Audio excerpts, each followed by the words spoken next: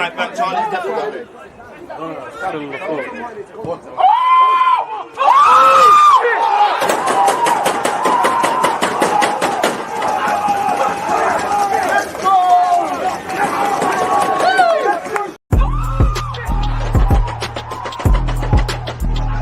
There's always just that active red line defending. I think it's like.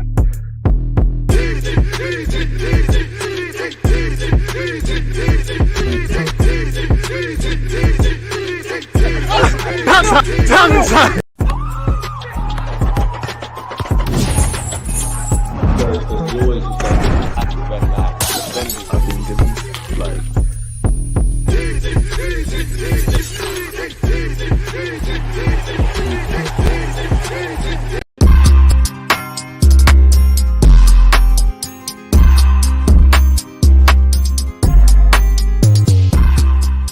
People deluded, I'm back again. Come on, Ian. Come on. Wait, as the big man Ian Wright just said there, people deluded, I'm back again. Arsenal fans show business, so I had to bring 3 Arsenal fans whose opinions I really respect. They're all part of the furniture. Appreciative to you lot being tuned in. What you lot saying, man? As usual, just talk, man. Don't feel no sort of way, man. Just let me know how you're feeling and whatnot, man. Pause.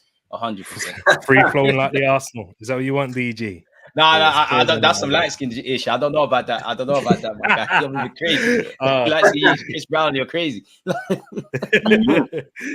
I'm delighted, man. I'm living in a dream. It feels like right now. Seeing Arsenal play, score 4 or 5 goals every week, and 6, shall I say, especially away from home. So yeah, man, all good. For real, for real. And the rest of you, man, don't be shy, man. Man, don't even like there's Jones in here or something, man. Nah. You know, just warming up, man. But yeah, man, I'm gassed, man. You know what it is? I'm ready for Porto already. I know I might be jumping the bullet a little bit, but we still got to deal with Brentford, bro. It's true. Listen, we've got Liverpool and Man City on strings right now. They are feeling the heat. They're feeling the pressure. That is going to be an all-time gamer on Sunday. I can't wait. Let me stop you there, yeah, because that's actually a great way to start this year. Do you lot really think they're feeling the pressure? Because you could argue out of a 3-horse race, regardless what the table says, we're kind of third. So are they really feeling the pressure? Oh, no. They are feeling the heat. Have you seen their fans? They have lost composure, brother. 100%. Let me tell you now, that game, they are going into it going, we can't draw, we can't lose. There is no favorable outcome. We have to beat each other. How do both teams win? These guys are going to have to clash heads. They're going to have to play their dark arts. They have to dig deep. None of them can lose. None of them can let their goal difference go. None of them can be like, you know what? How do we play this game? Do we keep it to 1-0? Do we keep it to 2? They are bamboozled because goal difference, they can't let that slip. Points, if they draw, we're top of the league. Then what? I don't look at the league table, but wait. I think City are looking at it going, these guys are scoring at will, and we're conceding chances at will. This could be an all-timer at the Etihad, and this could be an all-timer at the Anfield. They are definitely feeling the heat. Their fans definitely are. They've all lost composure. Damn, where are you, man, at with that? I'm kind of the same, you know. I think that Man City and Liverpool fans don't want to admit it, but the kitchen is hot right now. The kitchen is hot right now. Yeah, man. Obviously, I don't want to get too gassed, but I just think that with Saliba, Gabriel, and Rice sitting in front of them, I think it's ours, DG, you know. I think it's ours, you know. I think I might be seeing you, man, at the parade, you know. I can't lie. I don't know, man. I don't know. I don't look at the league table, man. I hope there's a parade. I don't know. It's the hope in life that kills, but it's hard not to. I'm not going to lie, even me. It's hard not to get excited. It's hard not to feel the stars are aligning, you know. Obviously, I'm not pouring down water on our recent results, but we're winning games that a title challenging side should be. You know, Burnley are poor, Sheffield United easily one of the worst teams I've seen in my 28 years playing the Premier League. Palace and Nottingham Forest's form was hardly that well. That being said, you can only play what's in front of you, and we've won in emphatic fashion. T, how are you feeling about that, man? Like, do you feel Liverpool and City are shook? I don't. It's hard, man, because Guna Souls is right by saying a draw is bad for both teams. Like usually when they go into this, look, they're usually shaking hands, loving having a draw, especially City because they're usually on top at this stage. But Liverpool, if it weren't for us in here, they'd be more than happy to take a draw out of this because it'd still be in their hands. But they know now Arsenal are in here, Arsenal are in town, and it's like it's not even as biased to say this, but we are playing the best football in the league right now.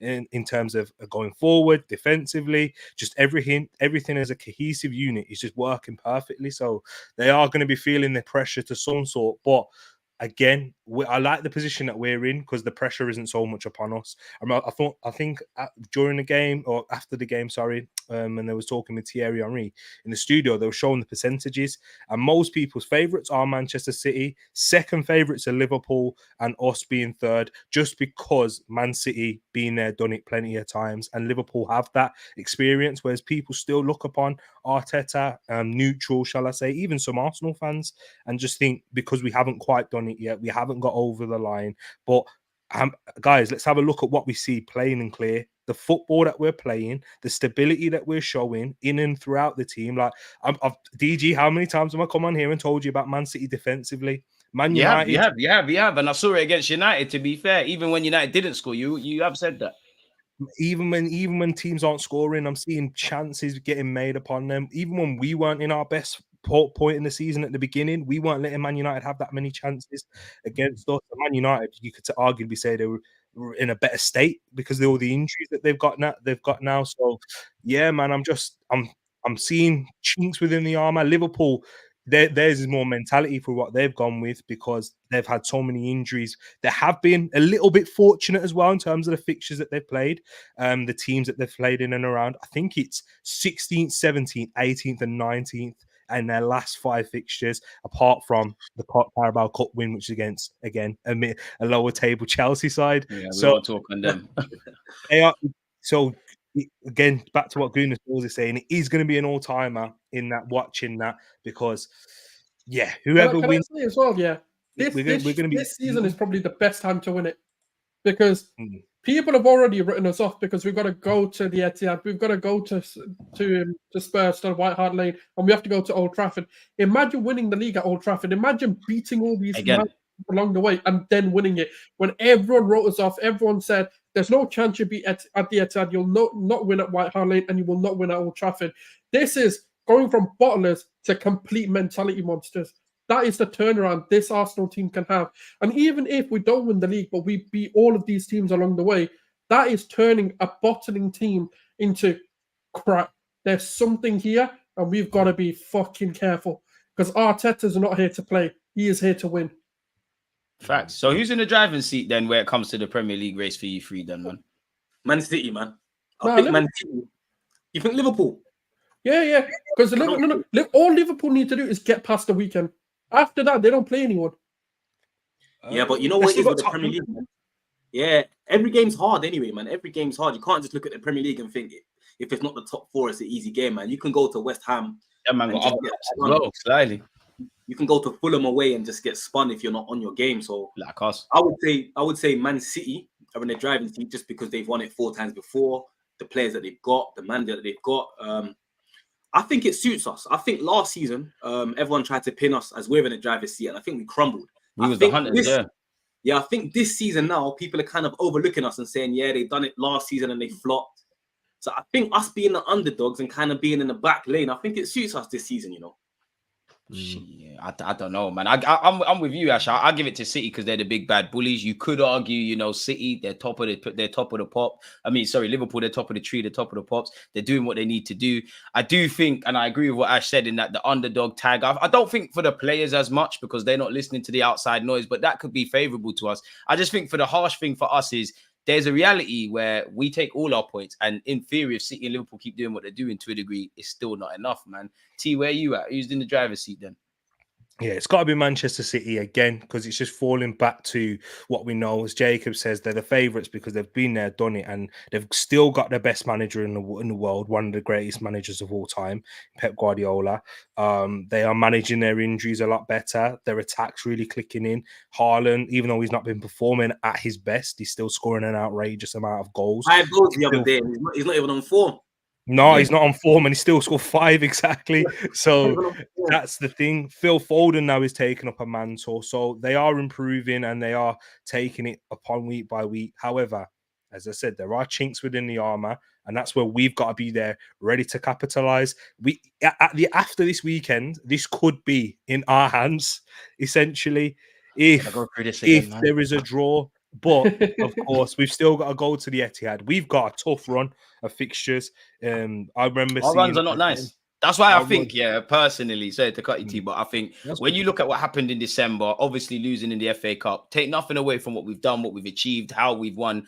I think the fixtures we've had now, with the exception of Liverpool, but you could add Liverpool because some morale boost, you beat another title challenging team. I think the last couple of games, this has come at the right time to instill confidence ahead of what you just said we've got to go to Old Trafford. Say what you want about United. We don't travel well there. Brighton are not quite the Brighton side. We got to do the business. City, we've got to play them. Brentford on the weekend, Spurs at the North London Stadium or whatever they call it now. So, boy, I just don't know, man. There's no margin for error. Mikel Arteta said we need 90 points. I'm not a mathematician, but for me, that there's not too many games you could lose or draw in what's left of this season, lads. It's crazy. It's true. That's the levels that us three are at this moment in time competing, and that's why it is the best to win this year. If we do go and win it, Souls has said it again, and a third time already. When what 10 minutes? Oh, just over 10 minutes in. Where I'm agreeing with him because he said that could completely shift from the bottlers to the mentality monsters against this level of opposition. Klopp's farewell year, where they're winning it in the last minute, in mad circumstances against Nottingham Forest, dealing with injuries, but they've still got the plethora of the talent that they do. Manchester City, been there, done that. Pep Guardiola ain't going anywhere. They're only looking to improve. Hopefully them charges stick, man. They're already the treble, exactly. Already the treble winners. This is a big task, man, and I'm enjoying it right now because, guys, I know we want to win it. I know each and every one of us want to win it and we'll be disappointed. But my thing is, and the same for you in the chat, people, enjoy it.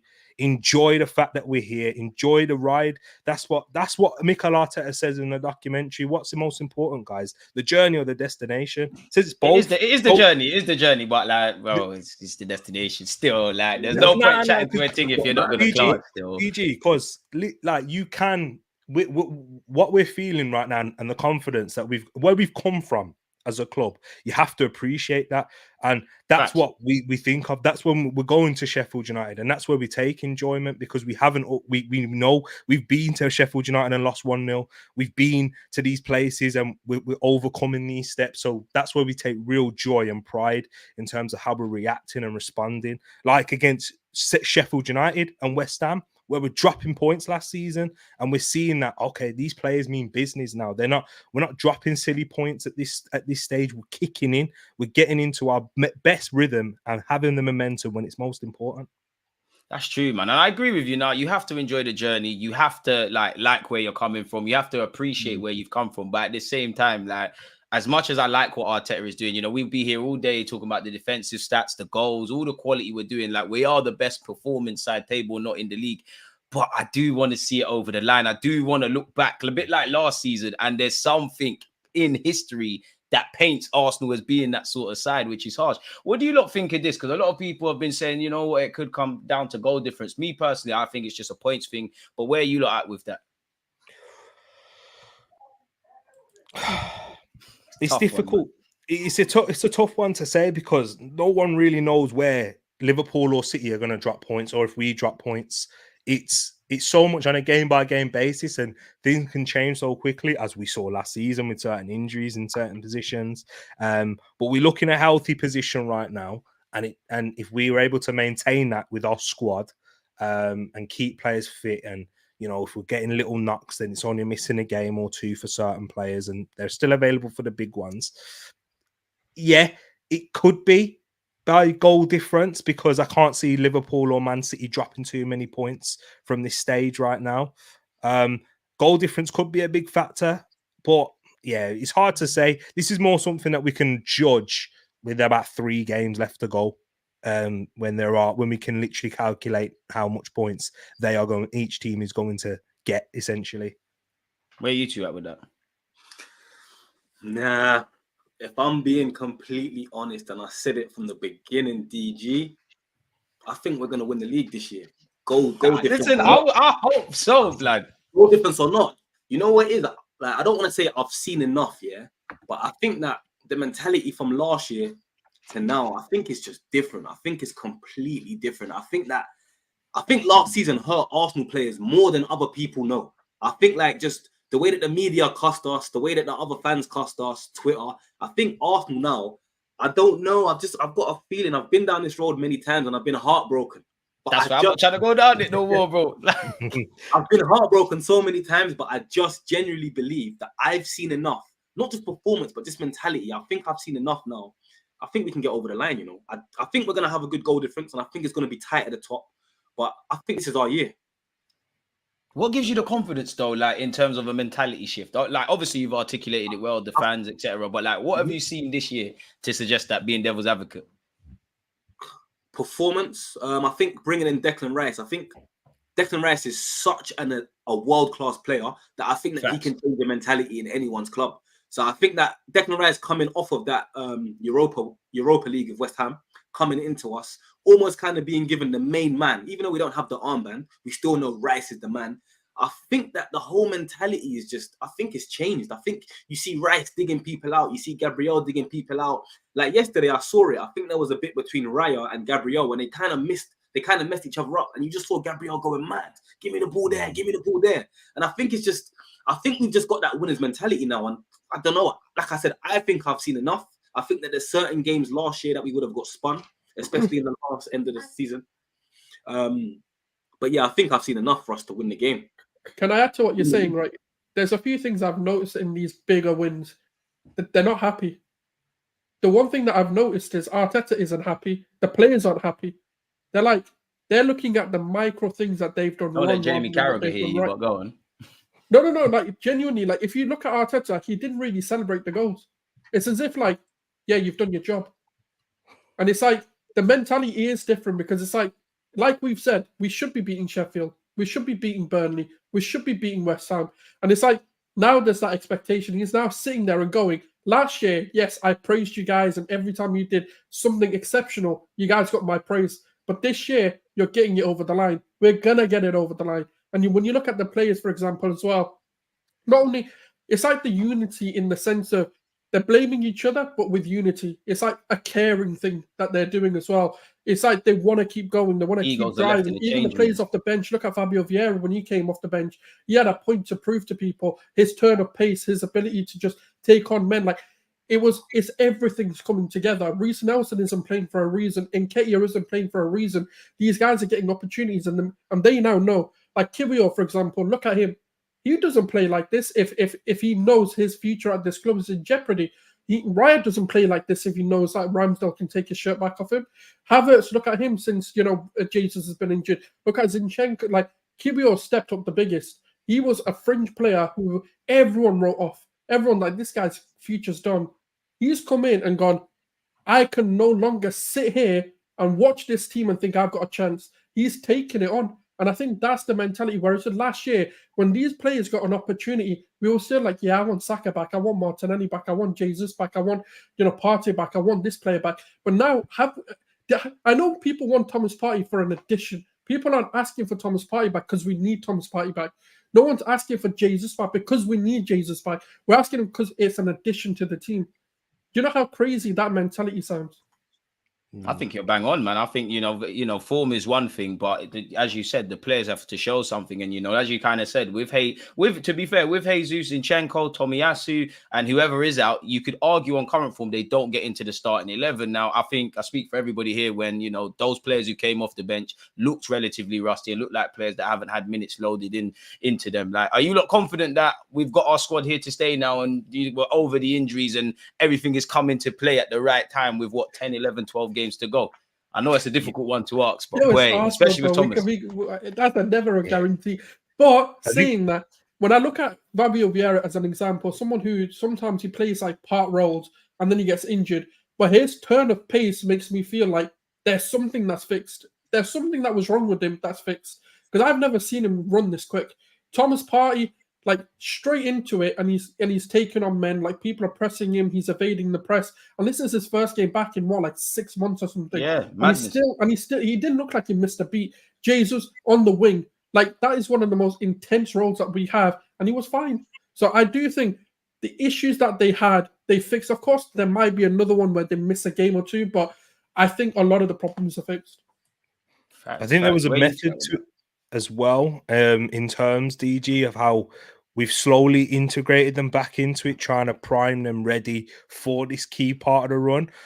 Because, like, look at the difference, and we always think about last season, and we try and compare it to last season, because last season was our best season since the hybrid era, in terms of the levels that we reached and got to, but we ultimately didn't get there, and because we did run out of legs, yet mentality-wise, we struggled in those moments, and we seem to struggle in certain areas of the pitch. Losing Partey in form, we lost him in a massive part of that run-in. Saka looked jaded, but now we're actually priming these players and to come back. So we've got Fabio Vieira back, taking our time, getting him back into the team, having that surgery, taking that surgery, the same with Thomas Partey there too, making sure that these players are going to be here ready for this point in the season where it is crunch time, where it is literally it doesn't matter what we do now. If we're top of the league and then we falter because we drop points to, I don't know, Aston Villa at home, or in a game that we're expected to win where the pressure's on, then it changes the narrative again. So it's so important to have these players involved in these key moments. And one thing we keep forgetting as well, Ash didn't, because he mentioned it with Porto in the Champions League. That is where I really want to see how we do in those scenarios where we've got those 3 games in a week. I got a bit of confidence, DG, after that Porto defeat, because I think I was on here and we was talking, and I was saying I don't expect us to batter Newcastle. I expect I said that as well. A close game. Yeah. I thought it was going to be close because of that short turnaround and what it's going to be taking in terms of players' legs, playing 3 games in a week with basically the same 11 with one change since the Porto game. But the way that they reacted and scored those goals showed that aggression from the very first minute. Yeah, we tired out a little bit, but the game was won by that moment. So how we manage those moments is going to be key. If we do progress after Porto, how we manage those 3 games in a week, even if we don't make it in the next round, we're still going to have to play Wolves away, Chelsea at home, followed by Tottenham away. And that's going to be a key week. So, yeah, man, it's exciting, but we've still got hurdles to get over. And I'm feeling more confident because the squad is now fit and ready. I can't lie. I asked you this last time, but with how we're doing in the league and obviously all to do in Porto, then are we more likely to win the Premier League or the Champions League? Like, if you had to bet your life savings on either one, which one are you leaning to? I'm probably going to say, I don't know, because Champions League, sometimes I think we're more of a cup side. I'll probably lean towards Premier League for me personally, recency bias included. What's your reason? What's your reason for that? I just think you got more chance of that, innit? I think we're a good cup side. I think on our day we can give everyone a game. And I know I'm going to sound like a hypocrite because we've all just been waffling about how there's no margin for error and all of this stuff in the Premier League. But compared to the champs, I feel there is more margin for error. If Liverpool and City drop points, it is what it is. In the Champions League, it's either in or out, and we've got it all to do. And I know we're not Real Madrid, and I'm not dissing Real Madrid, but when you look at the last couple of times they've won the Champions League, not to say Carlo ain't got great tactics in that, but they haven't been the best team for 90 minutes. Carlo's just done that. Vinicius has done Brazilian things, and they've just kept it moving. So do we have that stardust? Not to diss Saka, because he's a star boy, Martinelli, Jesus, all these guys. But is it to them lot's level? I don't know. And it just feels like pieces. That is our Erling Haaland. That is our Mo Salah. That as well. Yeah. But you know what? It sounds crazy, right? I think we've got a better chance of winning the Champions League than we win to win the league. Do you know why? I think, do you know the problem is, right? And this is going to come, other than it's a very few times, right? Teams have been able to do more than the Champions League. Every time Real Madrid win it, they don't win the league. They don't win the Copa del Rey. So if, right, we were to say, put all your eggs into that basket and go for it, I think this team wins the Champions League. Yeah, The but way we Arteta's play, the way we European play, pedigree ain't the but the strongest. problem with that is though, you kind of got to give the league up, and I mean, just go for a top 4 battle, rotate that side out. Like when a lot of the misconception, right? When Real Madrid won it for 3 times in a row, they actually gave every single cup up. They just went for the Champions League. They didn't go for the league. They didn't go for the cup. They were out of the Copa del Rey in the first round. By the way, they've done it in a dodgy way. They actually played a suspended player and got themselves disqualified. And they played some Russian player. I've forgotten his name now. But Cheryshev. That's the one. And that's the way you win it. But if we fully focus on the Champions League and say, do you know what, won all the other things, we'll go for top 4 just so we can get back into it. And we did it that way. I reckon we win the Champions League easier than if we just focus on the league. Ash, where you at? Yeah, go on. Well, both of you, man. Take the floor, man. Yeah, no, I think that I saw enough in Europe away to Porto to know that we're probably a couple years away from competing seriously in the Champions League. I think that the issue that we've got is our best players, they're not mature enough. So I think if you look even in that Porto game, Martinelli done some nonsense and we conceded, we lost the ball and they scored and we lost the game.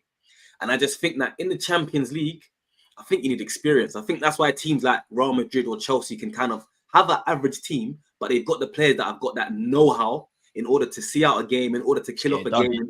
Yeah, in order to just get it done. And I think that the problem that we've got at the moment is our best players don't have that experience. And you can't buy that. That just comes with years and time. So I personally think that we've got enough to win the Premier League, but I think the Champions League is just, it's different gravy, man. You hear the music, you hear the foreign fans, your legs start going jelly. You don't want to commit to a tackle. You don't want to pass the ball. The fans are chanting in the next language. It's a whole different ball game. It's a different ball game for real. You're right. Whole ball game. So yeah, I'm gonna go for the Prem. My opinion.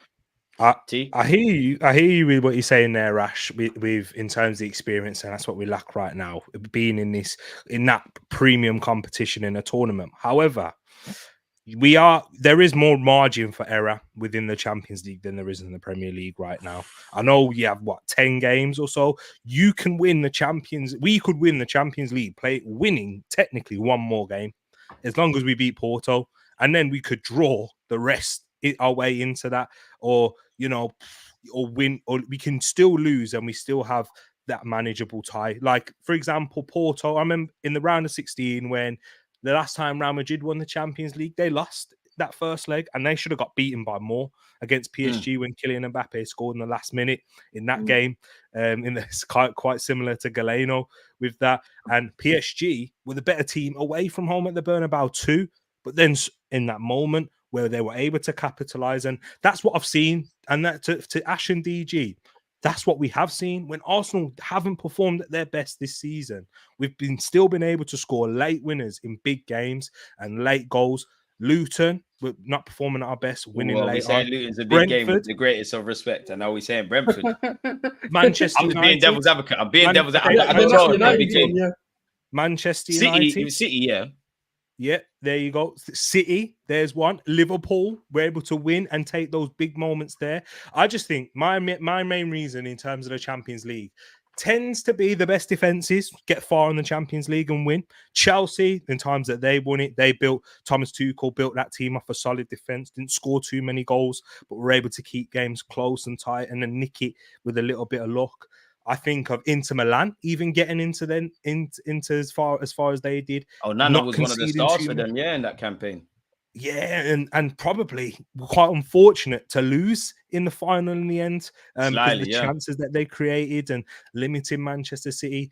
Our defense is perfectly primed and set up for that. So we don't concede many chances, and that's important in this competition. You can score plenty of goals. You don't really see teams in tournament competitions, whether it's in the Champions League, whether it's in international sides, it's the teams that score that blam every week. They're the ones that go on and win it. No, because if they're conceding a lot of chances, all it takes is one moment of madness where you're not ready, or that the opposition has that star quality up against them. And I've seen us come up against stars this season, bro. I've seen us come up against stars and nullify their threat. I think Arteta, you want to hear? Yeah, man. So I feel like if we're facing Real Madrid, of course, we're coming up against them and the aura that they've got and the players that they've been there and done that. But I can trust us over 180 minutes. We'll probably give them one or two chances and see if they'll take it. But I think that we can create more because we have so many other threats. We're a team. That's how we're built. And when we get into the main topic, talking about do we really need a striker? That's our weakness. But some people would say, but it's also our biggest strength. You don't know where it's coming from. I mean, it's techie, but before we get into that, yeah, just because we've indirectly been talking about defense with what T's been saying, I think this question, big up 3-pointer.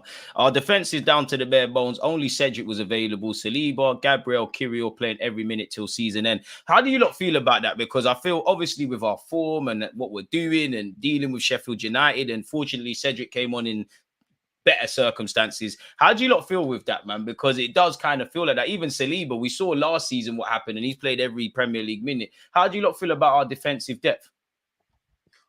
I'm all right with it, to be honest with you. I think even if you look back to the days when we won the Premier League, I think like you just need a solid back four that's going to be there all the time. I think like you can have fringe left backs, fringe right backs, maybe a decent centre back to come in, but I think as long as you've got a solid four, you're all right. So I think the depth could be improved. But I'm not too bothered as long as Gabriel, Saliba, and Ben White stay fit, to be fair, because we can almost go Kirill, Tomiyasu, Zinchenko. I'm not a Zinchenko fan, but he can do a job when we're on top. So, yeah, I'm all right with it. I'm all right with it, to be fair. I wouldn't mind another defender, but I'm all right with it. I'm like you, man. I felt like in the early days of the season, I felt we was well stocked there. But then on reflection, looking at, Zinchenko picks up a lot of knocks. Obviously, the one criticism over Tomiyasu is he's probably only Partey probably has a worse injury record than him. You take them out the side, you add in Timber's shock injury, big up Kirill and whatnot, but we're down to our bare bones. And as you said, we need Gabriel, Saliba and Benjamin White to stay fit, or Partey might have to play right back. Because I was thinking that in the Sheffield United game, if things go wrong, Partey's going right back, or maybe even Declan Rice is doing a job at centre-half. And obviously, we ain't got the depth. If Declan Rice comes out of that midfield unit, then I don't know what we're doing there, and it has a knock-on effect. Now, obviously, Arteta's going to have to find solutions, but I'm with Ash with that, man. Where are you, man, with it? I've got concerns. I do because of the injuries that we do tend to suffer with our depth in Tomiyasu, Zinchenko in particular. I think you can kind of see with Cedric coming on and in games that we are winning, Arteta's taking off Ben White because he knows how important he is. Ben White and Saka are probably the two players that come off the most when we're winning with such clear margins, but I am concerned in that. That's the area in terms of the squad that we are weakest. In terms of the squad depth that we are weakest in. We've got numbers within that midfield. The thing, like if you think about it, in terms of that defensive midfield cover, we've got three players technically in Rice, Jorginho, Partey. Yeah, there you go. He's like our Cedric in that part of the pitch. And then in terms of the attack, you've got options that you can do and a lot of flexible options with Havertz. Now he's a part of there. He can also come into the midfields.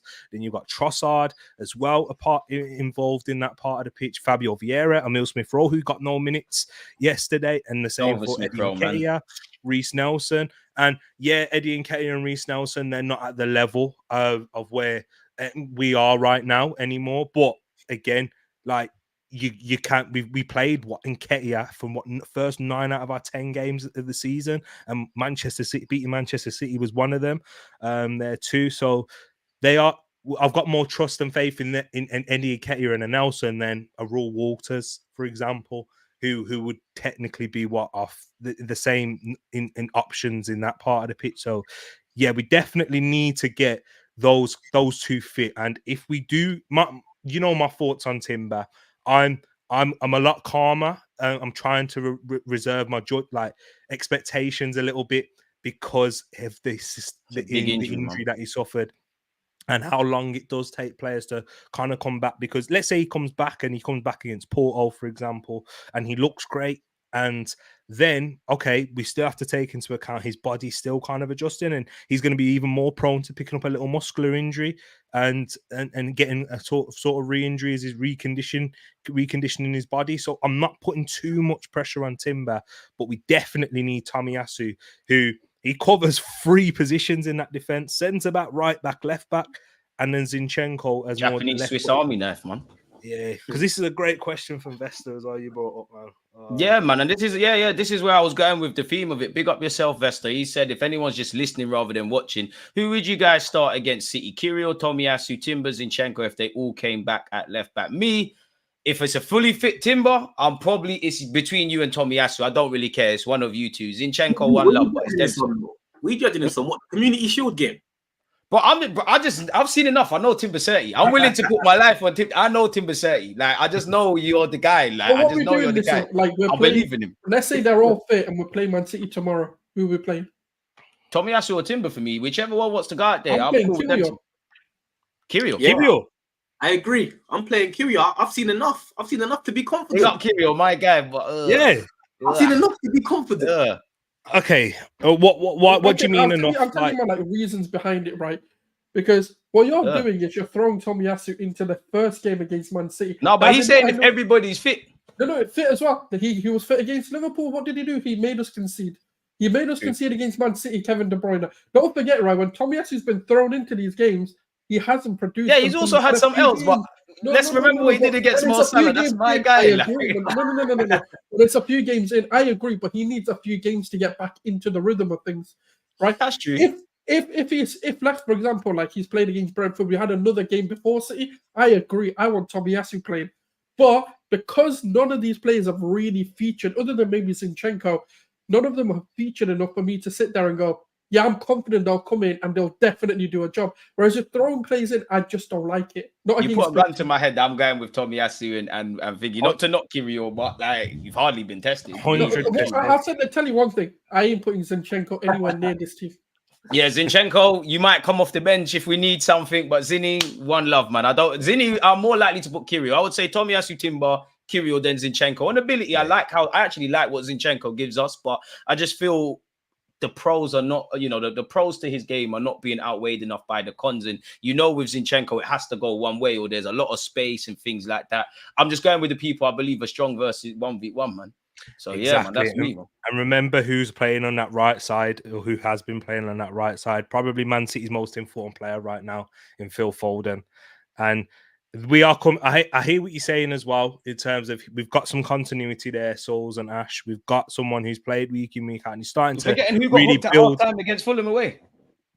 There we go. Again, my thing is that I'm just running agendas still. My thing is you're hating. I think DG, you might agree with me on this. I saw Bakayoko, PSV, absolutely twist him up. And that's a direct 1v1 winger. And he hasn't really faced that in the past few weeks. Kudus, again, he wasn't on it in that game. West Ham as a whole couldn't really get him as an outlet. And he grew after a 1v1 battle, but Kudus beat him in one of the occasions in the early stages of that game when it was still 0-0. And I did still have that in the back of my mind, but we took him away in that and we blew him away. We're not going to have the opportunity to blow Man City away, Souls and Ash. We're not going to have that. So the game's going to be fine margin. You disgust me.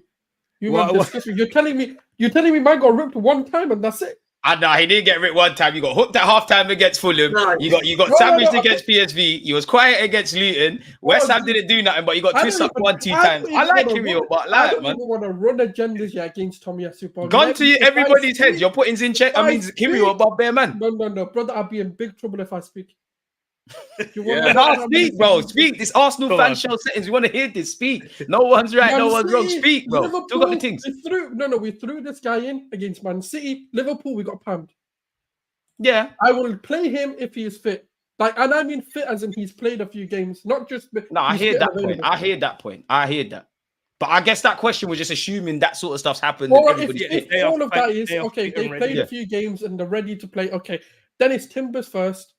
Tomiyasu, Kirill, and we'll just give Zinchenko to Man City, sabotage them.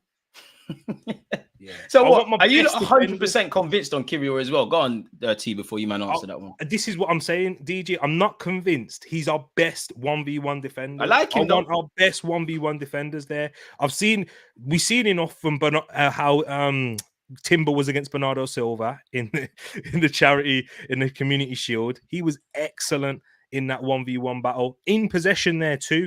I think he gives us the best balance. That's why DG, and I agree with him in terms of what Timber gives us in possession, out of possession, comfortable, fine. I think with Tomiyasu, he's okay in possession. That's where he lacks it a little bit.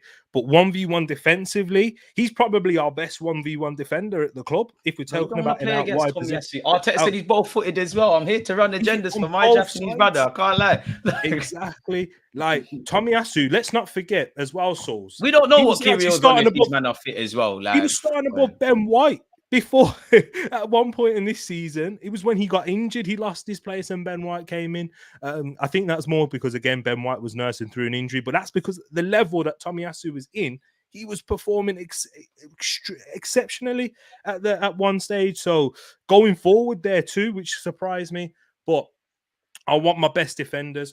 Pep Guardiola, you know who he's going to be playing at the back. It's going to be basically 4 centre-backs because our wingers are and Stones is going to be in the mix as well. Like exactly, we need to prepare for that, and that's why I think potentially he's being a bit cautious with Tomiyasu and Zinchenko because we kind of need some experience in that game. No. I think Arteta would actually go. I think Arteta would go if with Zinchenko over Kivior too. I think Zinchenko will be the first pick, you know. I'm not even going to lie. That is suicide, bro. That is suicide. You know, Ben White's a line between stupidity and genius, and Arteta's been doing that. We're going to get onto Havertz in a bit. Genius is playing Ben White in the inverted role. What a flipping player that is. Inverted Ben White is better than Zinchenko. Hands down, million times better. Man doesn't get ripped. Man in possession is doing things. Did you see the goals? Zinchenko ain't doing this, man. All he does is he's a stripper, fam. He just lets people pass. Yeah, when he comes up, I've got time for Zinny though, man. I don't know why I like crossing lady, fam. He's like, come on, lads, come pass. Nah, you see, again, I don't think that's actually that true though. He doesn't always do that. I think Zinchenko's problem is concentration in moments. We don't see Zinchenko get done every time he's 1v1 with his winger. Like Salah, everyone remembers that Salah goal, but tell me if something Salah did after that or before that. To be fair, he's been in the trenches 1-2 times and done a wreck. Like exactly.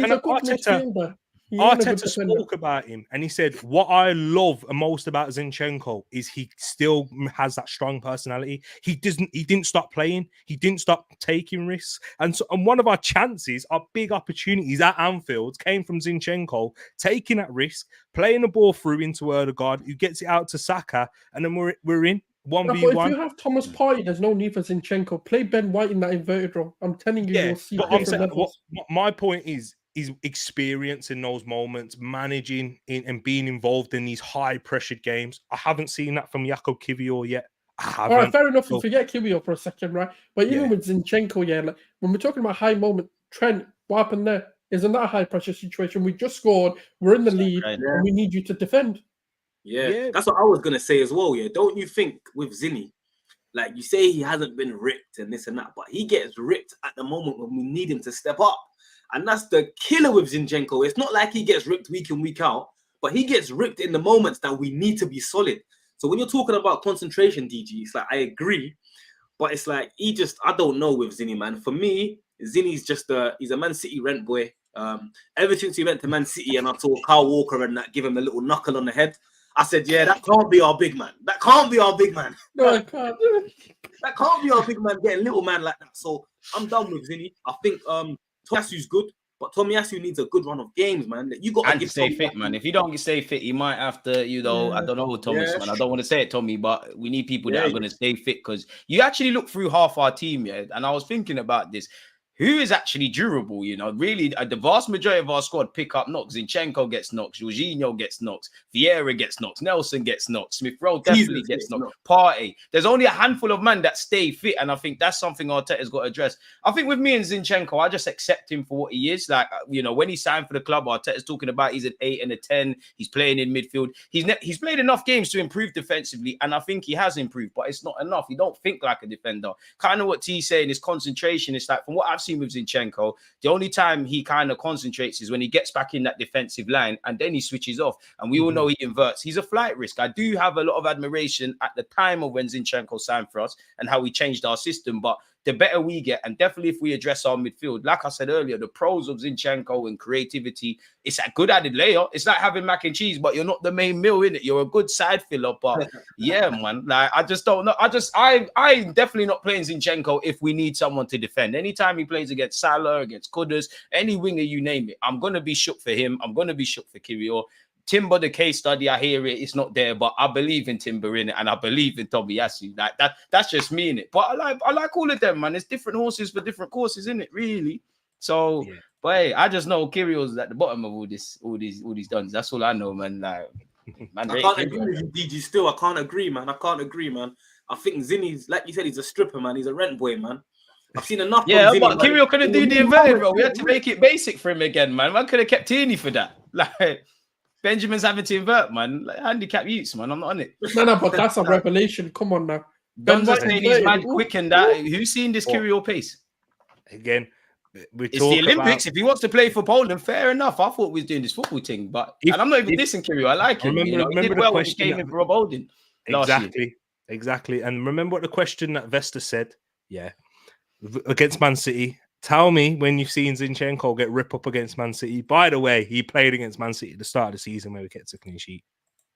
No, we've been Pam. Let's not do that. We've beaten one, twice now, isn't it? Like, no, but I'm talking about I'm talking about Zinchenko.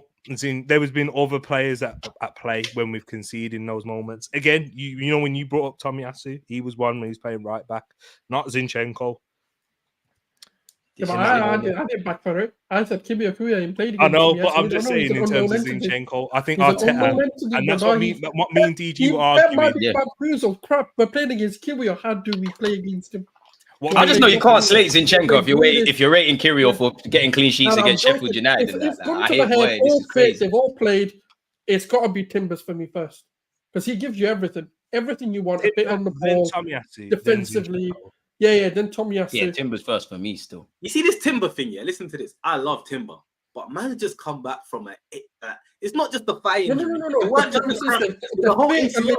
The fit and they played. That's the premise. Yeah. Yeah, but what? Without the ACL or with the ACL? No. Timber's playing against Brentford. When he's back with this ACL, you're playing Timber. I don't care. You're playing. You're saying when you're ready to play a sustained amount of games, Timber's my guy. Jesus has killed them. Okay, like they're fully fit to go. No next season, man. No maintenance. Yeah, no, I do think it's a next season thing for Timber. Timber's next season. You know what is with the ACL? I haven't seen many men do their ACL and come back better. I've seen some players come back the same, a lot come back worse. But I've hardly seen anyone do their ACL and come back a better player. Nah, Timber's on the Van Dijk thing. He's cool, man. The Dutch thing. He'll be back, man. He prays to God and that. He'll be back, bro. I hope you're right. I hope I'm wrong. Because like I said, I saw enough of Timber to say, you know what? That's our kind of player. So I hope I'm wrong. But at the same time, I've got to be realistic. Like, he's been out for months. He ain't really played Premier League football. We still got to adjust to the Prem. He's just done his ACL. He ain't played for ages. I think we need to kind of just... Yeah, Timber post ACL. What? Surely he's better than Kirill. From what I've seen, yes, but I haven't seen enough in the Premier. I see Charity show. But we were saying in the summer, Timber's our side of the season slightly, man. I'm not giving up on Timber. I know you're not as well, but bro, Timber's 30, man. We finally got a 30 rugged you that can do this thing, man. I'm here for it, man. It's just a shame. The way that Timber plays, yeah, with his ACL injury, it might be reoccurring. Like Timber seems like one of them kind of brute, rough defenders. He loves a tackle. I know Martinelli's just slightly different here, but Martinelli's similar to that. Like when he first came back against Man City, he got injured again. But I feel like Arteta's managed those types of injuries quite well. He's given. That's why I don't think we're seeing done this season. Yeah, because I remember when Martinelli was like, Arteta hates Martinelli, he's never going to play him, he's going to be sold in the summer. But then it was like, in the background, we're hearing that he's getting retrained, he's getting this treatment done. Yeah. And it's like, I just feel like, he knows what he's doing in this aspect. Ash, realistically, you're right. Timber isn't starting against, but the question was, is who you put in if they're all fit? Yeah. Realistically, out of the players that could be fit and available, it's going to be Tomiyasu. What mean DG? You're saying that, yeah? But because you put that to my head, Tomiyasu and Timber, I'm relying on you to lock something down defensively. I'm not dissing Kirill because I like him. I think he's got confidence, but come on, man. Like we really and truly, what are we? Even myself, what are we rating Kirill for? Seriously, what are we rating him for? Big up the Liverpool games, but what are we rating him for? What are we rating him for? Listen, DG, I feel like you got a Polish agenda, you know. No. Listen, big up my Polish supporters, bro. They're one of the biggest streamers on the countries that stream my videos. I ain't got nothing against. I like Kyrgios. I just don't know why we're gassing it. I just like, bro. Burnley didn't offer nothing. West Ham didn't offer nothing. I think Timber's coming at Kyrgios coming at the right time. But wait, I just want to know what he's good at. What is Kyrgios excelling at? Like, I just want to know. I'm not dissing him. I'm being devil's advocate. What is Kyrgios great at? That no one else offers. We're not conceding chances. Following instructions. Right, so what? We all got jobs. You have to follow instructions. That's what we're Kyrgios for. He's clearly not, because he's playing as a traditional fullback now. It's not inverted. It's not wavy anymore. DG, you're a football man, yeah? Yeah. Do you know how hard it is to follow your manager's instructions? Like, yeah, I know it sounds simple, but these men play for Arsenal, bro. You're Polish international. You come from Italy, the university of defending. I can name a bag of men that don't follow instructions and play in the Prem. That's right. We just want to know about Kyrgios, bro. Yeah, he's good at following instructions, isn't it? So listen, so that's what we're rating him for. It's not that great. You know what it is? It's from what I've seen so far. Nah, I'm bad. Right. I think you're being a bit too harsh. No, I like it. Look, the world's harsh, bro. We were winning the Prem title for 200. We was top of the table for 200 This is days Man last City, year, bro. Ash. We're talking about the creme de la creme. Against them, I need our best 1v1 defender. Would we be saying this about Kyrgios if man were fit with this run? I don't know. We need squad players. Because he's taking it on. He's taking the mantle. He's doing his thing. You know what? This is my position. That's crazy. Do you know what? But there's no one else, bro. You got Cedric.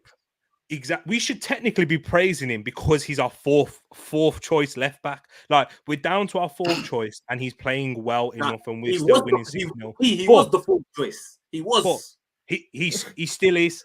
Yeah, watch when the real man are back. No, man are not going to be doing this about Kyrgios. Big him up because he did well against Liverpool. Do you know what I'll rate Kyrgios for? I think he did superb against Chelsea last season, and I think he stood up tall against Newcastle. I wonder if Arteta thought last season, like, should I put you in before Rob Holding? But maybe he wasn't really ready, and maybe it was a case of Rob Holding's too shit now. I have to try something. I like Kyrgios, but I must admit I'm a bit harsh on him because when he came to this club, man are saying he's fast, he's adaptable, he can play centre mid. Obviously, he's Polish, he's brute. On top of that, he's come from Italy, the university of defending. Tomiyasu came from there. I just want to know, like, what Kyrgios excels at. Like, that's all I want to know. Like, he's not played enough. Why has he not played enough then? The last few games, man. I don't know. Am I missing What's something? he done in the last few games? Big up the assists. What we're throwing in that? No, but he's contributed. The whole team. Everybody's contributed, bro. Exactly, but you know what I mean? I just want to know what is Kyrgios good at? Please, like someone. Doing his job. What is the job? Like this bare PR. What is the job? It does not matter. The job for him is you just be a left back. That's all he's been told. Yeah, but what is it? Whatever Arteta is telling him to do, that's it. He's following instructions. And I know it sounds silly, but I'm telling you, it's not easy to go on the pitch and just follow 100%. I'm acting 100%. 100%. You're not right. 100%. He's supporting Martinelli. Martinelli's finding his stride again. Look at Havertz since Kyrgios' introduction. Come on now. The team has leveled up with Kyrgios. We've never scored this many goals this season. I think we've done it in spite of Kyrgios personally. I think Cedric could have rocked that left back, bro. The difference between Kyrgios and the others are more versatile within game than Kyrgios. Listen, DG mentioned that, and I hate doing this because he's come off of a few. I'm not dissing him, but he was awful in that inverting role from the left.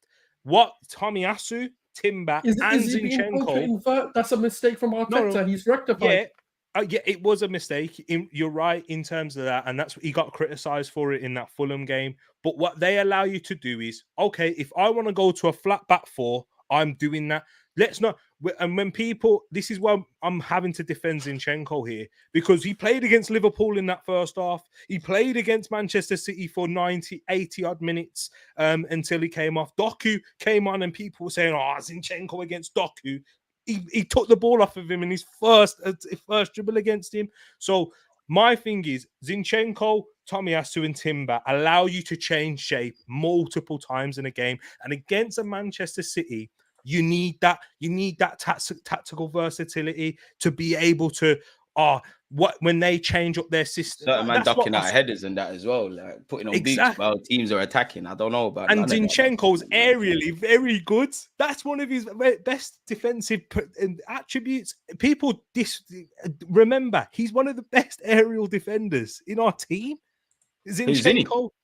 Yeah, he wins that must the be ball statistics a thing, lot. man. Big him up, like you winning 5 headers. Actually mad, but because he's what 5'9", 5'10", you don't think about it. I'm terrible in the areas of fullback. I'm exactly like Zinchenko. I'll back myself over Zinchenko. Fullbacks struggle, bro. Fullbacks tend to struggle because you're not asked to do that much defensive in the air. But Zinchenko's very good at it. So yeah, man, I like Zinchenko. I do like what Zinchenko offers. I know his weaknesses too. That's why he's my third choice. But he's above Kiwior for other reasons. Experience in those moments, in them pressurized environments in those big games.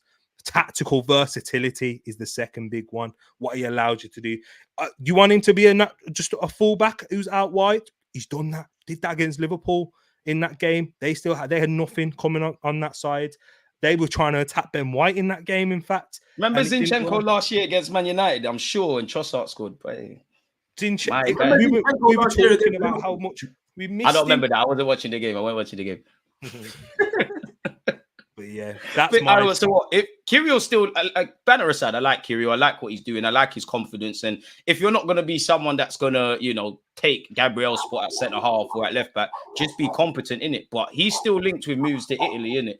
Would you not sell him for 20-30 million? Probably. Kiwior. Yeah. No. We just got one probably, so this is getting redundant now with this Kiwior thing. Then no. The reason is because it's tough in it because if we can sell Zinchenko as well, then we go get Jermaine Frimpong from Bayern Leverkusen. Do you know what we can do? So now sell Zinchenko, sell Kiwior. That's the funds to go get Frimpong. I'm happy. I'm for that. I'm for. To be honest with you, I think I like what Kyrio's doing. I think Kiwior, he just got to take his spot in it. Unless he's genuinely going to show that he's a competent squad player, which he's doing, or he can trouble Gabriel. I think naturally in a couple of seasons, I do think Arteta soon is going to phase out the Zinchenkos and things like that. Maybe even Tomiyasu, just off the basis of his injuries, and just go for more competent sort of players like that. So yeah, big up Kiwior, man. Let's get into another bit, man. Like, is Kai Havertz a striker? Is he our first choice striker? Do we need a striker based on the goals we're scoring and what Havertz is doing? Where are you at with this, man? I still think we need a striker, but I'm here to listen to you lot, man. Everyone's shy now, but there was hella talk. You know what it is? I was trying to think of how to word it. I think that we still need a striker, and I think the last time I was on the stream, I said the same thing. I think I said Havertz is a ghost player. Like, I don't just want to label him as like a 9 or an 8, a 10. I think we still need a striker, but I think right now Havertz needs to be in the team. I think he's doing his thing. I wouldn't drop Havertz anytime soon unless things change. Yeah, I think the way he goes into positions and his late runs, I don't think there's many men that can do what he can do. I know it sounds weird because he's not the best. I understand. I agree. Yeah, he's not the best on the eye, but the way that he's mastered the late runs, I don't see man in the Prem doing it like him. To be fair, Man is football. Let me tell you this, that's my client. I've been defending him all season. I have been, you don't understand the battles I've had with Arsenal fans when we signed him. £65 million flop. Why are we getting another Chelsea player? I was like, there's a madness to this. I'm telling you, you will see the vision. Even at the beginning of the season when he wasn't playing so well, I said, no, this guy has been doing what he's doing all season. You man are just blind. You just didn't want to see it. Your hatred for Chelsea, nearly ruined Fulham your home game, the relationship only with terrible Kai game Havertz. from Havertz for me. Look at that assist he did. Look at that assist, the way he brought the ball down. Look at that strike. This guy, as soon as he gets even more confident, this guy is going to rip the Premier League. This guy is the player we needed. He's going to become more clinical. He's going to get even better at his playmaking. He is the striker we're asking for. All he needs to now do, is someone needs to either cuss his wife, someone needs to cuss his mum or something. Just get that anger in him. Piss him off. Someone needs to piss him off. He is a shithouser, to be fair. I've got time for Havertz, man. I don't know where he ends up long term, but I just accept him as this multifunctional guy that's going to have some moments. He's a weird one because I don't think he's exciting on the ball, but he's great off it. Bring Jesus to do that in 8 row and just leave Havertz up top. Right. You're under Jesus in the 8 row thing. Yeah, I'm telling you, man. Nah, for me, Jesus doing that in deep now. Trust me, doing that in deep and then having Havertz just basically twist these man, bamboozle these defenders, yeah, is what we need. And then Jesus just comes in and does his thing. I'm telling you, there's a madness to this shit. Because every game I've seen, why is Havertz playing all the big games up top? Liverpool, Man He's a big City. game player. It sounds crazy to say this, but he is a big game player. Still, he is. Chelsea, City, Liverpool. People don't realize this. The guy's a genius. Like, genuinely, this he's guy a very intelligent footballer. is such a genius. He's not a good player to watch. I understand that. He's not your YouTube highlight reel. It's not a Ronaldinho or an R9 that's going to like... But even then, he did nutmeg someone and score a goal. So, you know, he can do that as well. But he has done some great things in the last 3 games in particular, and it shows you what confidence can do, if I'm honest, man. I still think we need a forward, but I think his best position is up front now. This guy's delivering something to Arsenal, I'm telling you. He's going to be, you know, like how he did that Chelsea in the final, scored. He's going to cement himself in Arsenal legacy. I want to ask DG a question. How much is he paying you, man? But go on, T. DG, what type of forward do we need then? What kind of striker do you think would fit into this? Is what this Arsenal team needs, bro? Someone that's going to get 20. Only one man. See, there's only one man. Who?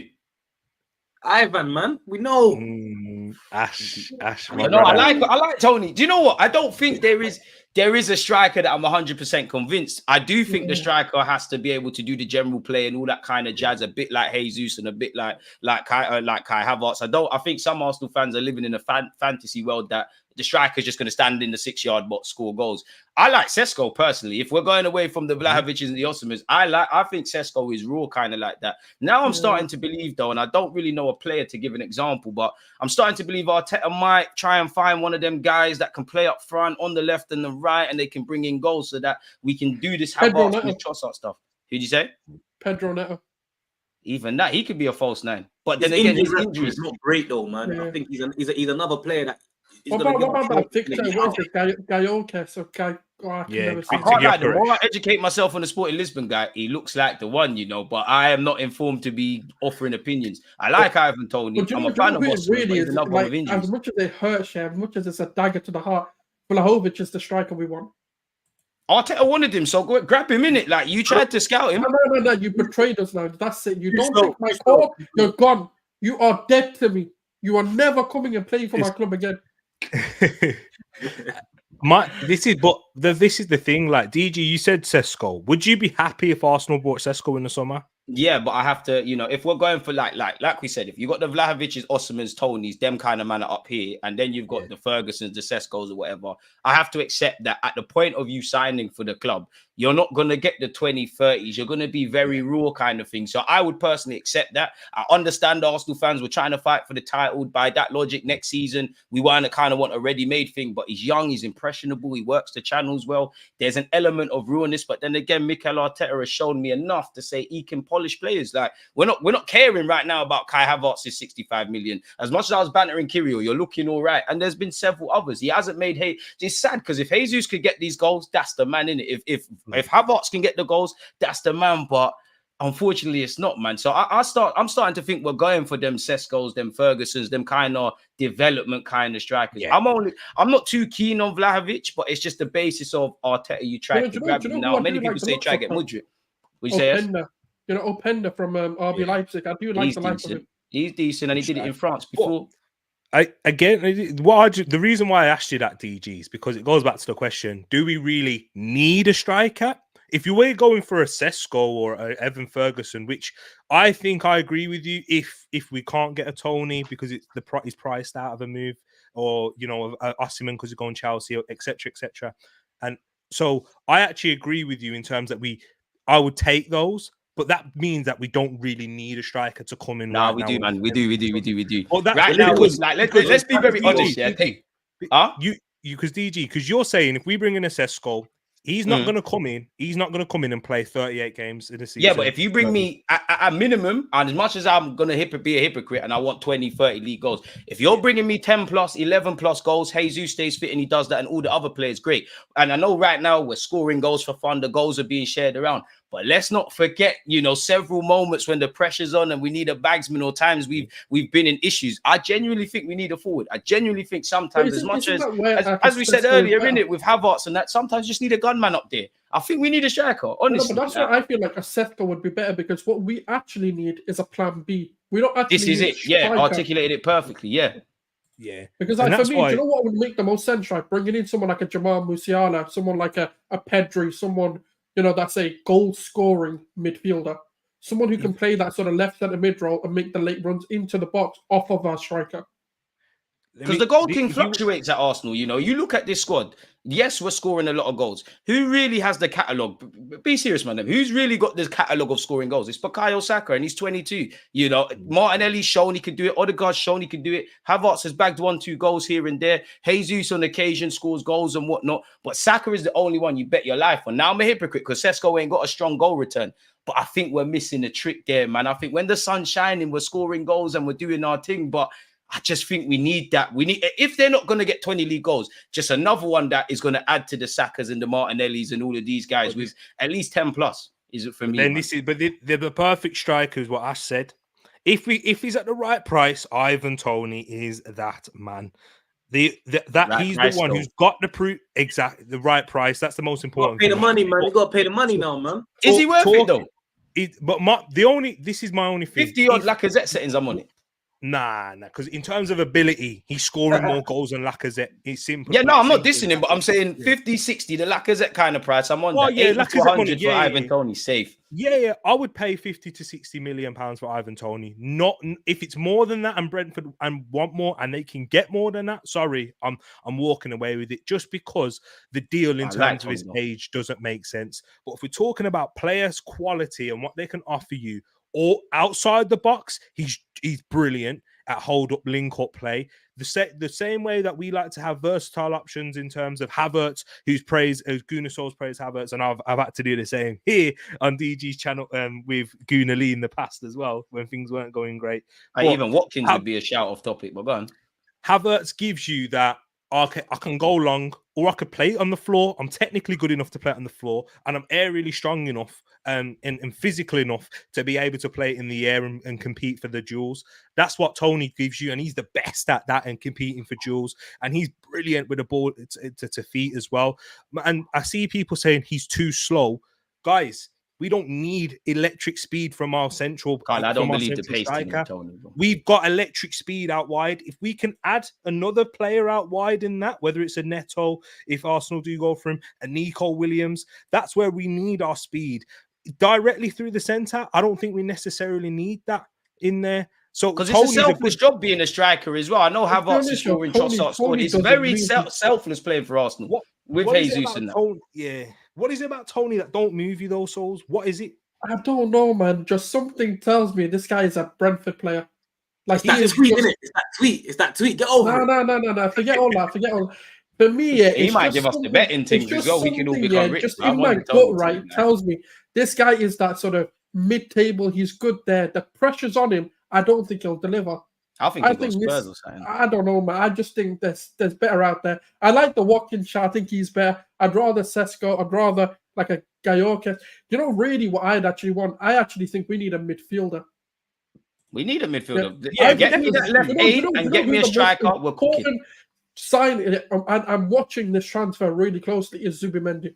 If Arsenal get a Zubimendi, we're sorted. That league is ours. I'm on the Zubimendi thing. Again, the 8 needs to be addressed. And we said it on the last No, because what you do is Zubimendi in the 6, you bring Declan Rice to do what he's doing now. Exactly. And then, I'm telling you, the midfield, there's still too many questions in our midfield, man. Yeah, alternative option is Declan Rice goes in the 6. We're bringing in Musiala, someone like a goal-scoring advanced midfielder. Allow Odegaard to come a little bit deeper to take tempo. That's the alternative. I don't really think a striker suits us or Arteta. But they win games, bro. They win games. Bring them off the bench. That's a plan B. That's why I agree with what you said about the plan B, because, you know, while Martinelli, Saka, these men are getting to new and higher heights and whatnot, they're still quite volatile. They're not seasoned vets. So I kind of, as much as we're doing this youngster thing, They have to be allowed to not bag, and we're living and dying by not really Martinelli, but Bukayo Saka really. And I think we need something. So I agree with the plan B shout. If not an immediate striker, I agree with the plan B thing. Do you not think we'll sign a striker and a winger though? Yeah. Or is that asking too much? Because you could argue Jesus starts becoming a winger, like it off the bench against Sheffield. I think the most makes sense is a midfield and a striker. Bring in like a Florian Wirtz, a Musiala, someone like that, or a Zubimendi, another right defender. forward, We're cooking. like, and then get. I don't think we need wingers. I think we've got too many. Really? Yeah. I think we could do with one more. You know. I think Maybe on the right. I wouldn't go for the left. Yeah, but the right is gonna have to be a techie one because you're not playing ahead of Saka. no, for real. And I you're think not So if you're not bringing in something better than your Saka, mentality, yeah. you're not ready for us then. At least I that want Crystal someone Palace who's will gonna come sit in there and and do go. that job, man. you need someone that can cover both an ambidextrous winger, a Nico Williams or a Pedro Neto who looks perfectly good on either side. Yeah. That's what we need, and that's what I'm talking about. If we bring a striker in, they don't need the electric pace to run in behind. If we bring in someone like a Neto or Williams who's able to give you that directness, You say Havertz athleticism ain't out got wide electric areas. pace. You're just intelligent. Exactly, and Do you know that's who what our striker should be? Martinelli. But again, It's a development thing for Martinelli. I think he can, but Arteta's got to keep him back after training. I think he'd have to learn to play with his back to how goal. insane that would be? The Williams, Guys. Martinelli, and Saka. we're talking. I think Martinelli's future's up front, but he's a bit immature, in my opinion, to do that right now. He's still a bit raw, Ants in his man. pantsy. He's still a bit raw. Pause. Yeah, Yeah, and- too and- raw, man. And this is what guys, I think we show ourselves as fans. Are we patient enough to be developing Martinelli as a striker when we want us to win a Premier League title? Of course not. To We win want to have our cake and eat Champions it, man. League. Of We course want. not. We show as fans we don't show much patience enough anyway. So that's It was why I think Arteta it's out a few important. months ago. Now everyone loves him, innit? You're right. No, as me as an Arsenal fan, I want to have a cake and eat it. I want all the young players. I want experienced players. I want rotation, but the team to stay the same. We can't be pleased as fans. You're right on that. 100%. You're fully speaking facts there. Because we want. I've seen people, and big up Alex as well. Alex has been on here, and DG has a good show with him. But he's someone who's spoken about we need to increase our amount of young players through the academy that Arteta's he needs to introduce more into the team. But we're talking about we need to win every single game, guys, to win this Premier League. This is This is so difficult, and I need someone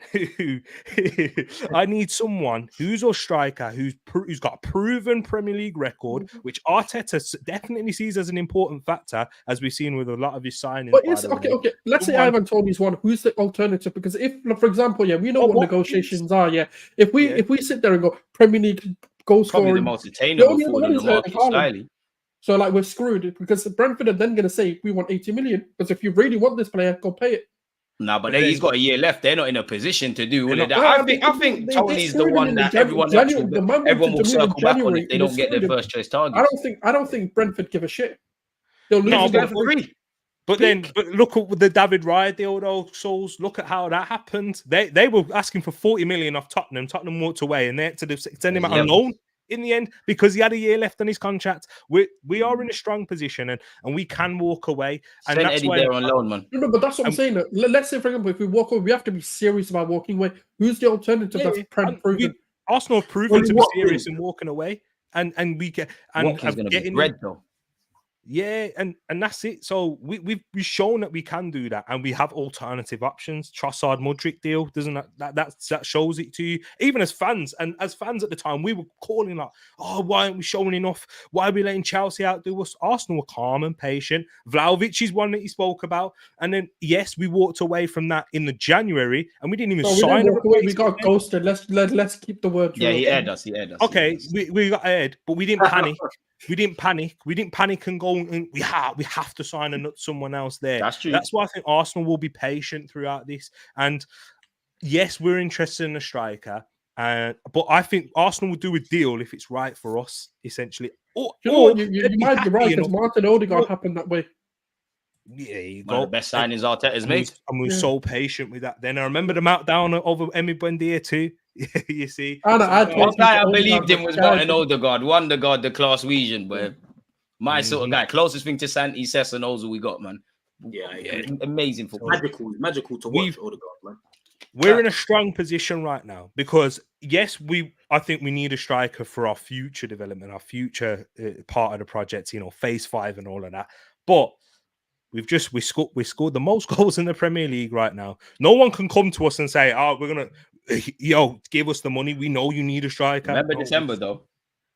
A tricky period. We still were scoring No, enough but goals. I say that because I only say December because if you go back to around August, maybe to October, November, you know, we were all screaming a striker, but it was more of it was as much as a striker thing for me. It was about chance conversion. Arteta kind of fixed that. And then in December, it did look, to be fair, I've always said, I think it's psychological with these players because the same things are happening. They're putting the ball in the back of the net. But I think we need that plan B, just like Souls was saying, because sometimes across the season, man just needs to put the ball in the back of the net. Even if a man's only going to score 10 goals, that's however many points. And had we have done that against Newcastle, definitely against West Ham and Villa, what points would we have on the board? We're all fairly in good spirits about Arsenal, but where would we be now? That's all hypothetical. But I think we need, I think we need 2 attackers. I think we need a winger and a striker. If not, bring me one of the 2 in it. Just share the burden around, man. Because there's not one player that's going to do it for 38 games, even Bukayo. Really, and I think we need to move away from that. Like City, for time, we're winning stuff without Haaland, but then they've added Haaland. When Haaland has an off day, you got Julian Alvarez, Phil Foden's found his goal scoring touch. We just got to share the burden around. Like Liverpool's the only team who have had a relatively small squad where you had Mane and Salah, but them man are seasoned vets. You know, Salah went and done his homework at Italy. You know, Mane was there at Southampton. Where Martinelli and Saka, they're still learning. I know we're doing this young project thing, but these boys are still new kids on the block, you know. It goes back to what Ash is saying about even the Champions League thing as well, where we need to get a bit seasoned. I just want to share the burden. I don't want to live with, as great as Saka is, and he's earned that, but I don't want to live or die by if he's having a good or bad game, which hasn't been the case. But you go back a few months ago, oh, Saka's form's a bit... That's all I'm saying. We need scoring though. The guy still did his job. He's a madman. Yeah. But that's the thing. Like, other people share the burden. You know, Martinelli's not been firing, but he fluctuates. Trossard's in and out the side. He's a rotational option. Jesus, I think we're all surprised if he scores, but we love him. Saka's the only one I'm saying, yo, you're going to get in August right now. Like, you're going to get double figures. I don't know how you're going to do it, but you're going to get that. Everybody else is, well, they can, but you get it. So I think we need that, bro. Like, we're on course to get 100 goals, and I want to do that next year, man. That's all I'm saying. I agree with you in terms of that, and that's why I think we need a better option than Eddie Nketiah, essentially. Who's and that? That's an improvement in that area, rather than we need someone who is going. We need an Osimhen.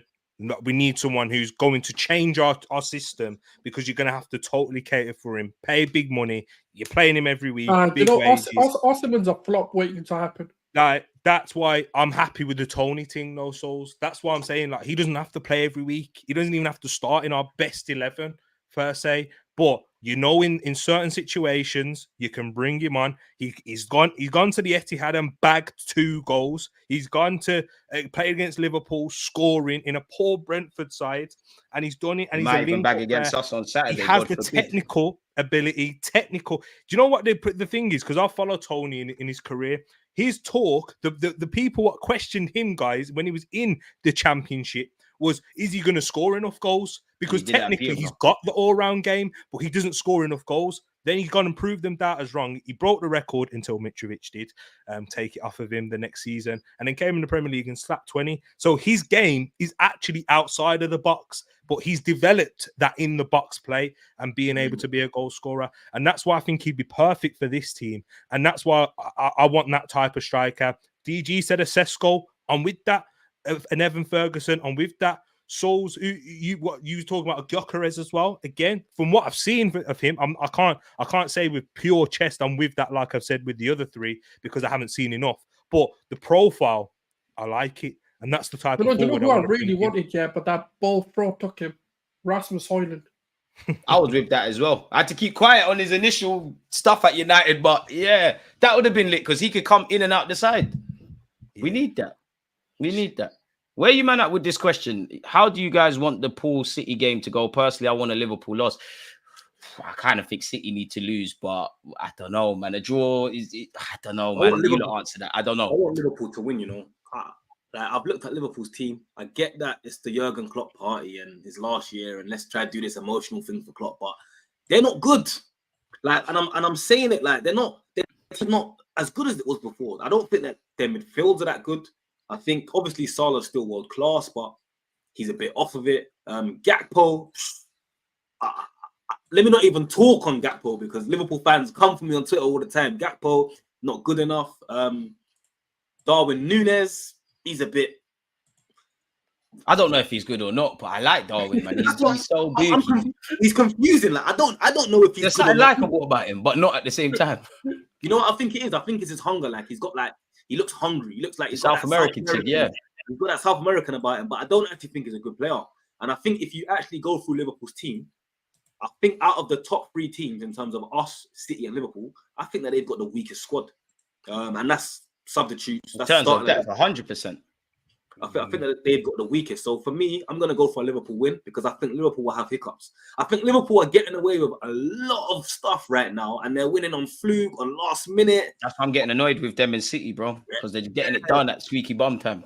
Pause. But at least with City, you can see they got the quality there. So they're scraping it, but I get it. With Liverpool, I don't even understand it at the moment. It's like Klopp's put some German dust in the air. Yeah, he's just done a madness because Liverpool are getting away with it. So for me, I'd rather Liverpool win because I think that Liverpool will slip up. Ash, to play devil's advocate, because I agree with what you're saying, but Liverpool have only lost 2 games in the Premier League this season. That dodgy one against Tottenham and then against us. Man City have proven that they can drop points against weaker opposition more than Liverpool have done this season. So wouldn't you? So yes, they're not as good, and but like in terms of how they play, they're not free flowing into and scoring plenty and dominating games as they should. But they're finding that way to win. Aren't they more dangerous from what we've seen this season? I think in black and white, yes, but I think seeing what Man City have done in the last 4 years, I think the minute Man City get that gap between Liverpool and Arsenal, no one's going to catch them. And that's what I'm scared of. I think if Man City go about 4 to 5 points clear of any of us, it's finished. And then I think they're going to go on their run. So that's the only reason why I'm going to edge towards a Liverpool win. But I do hear you, though. I do hear you, for real. I just wish both could lose, man. It just can't happen, man. Like, I was saying City loss.